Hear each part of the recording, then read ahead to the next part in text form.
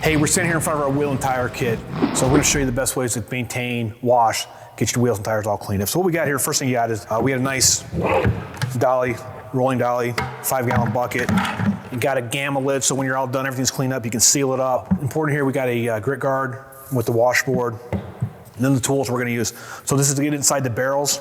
Super nice Boars hairbrush. You're not gonna mar or damage up your expensive rims. So this will clean your rim faces. You get up and get the fender wells. We got a fender well brush here. Clean the lug nuts, right? How many people clean their lug nuts? Well, you will. Brush for the tires. So dedicated black set of microfiber towels are always gonna look fresh because they're black. Wash them, but only use them on the wheels and tires, maybe use them on the door jambs. That's the areas that are gonna have the most debris. We'll give you Gyeon wheel cleaner. Gyeon tire cleaner is gonna really take down, it's gonna make cleaning the tires super easy. And after that's all done, we'll come back, hit it with Gyeon Q2 Tire. Tire's gonna look just great. If you want more information, you wanna see the step-by-step example of how we wash the wheels and tires with immaculate paint protection, check us out at immaculatepaintprotection.com.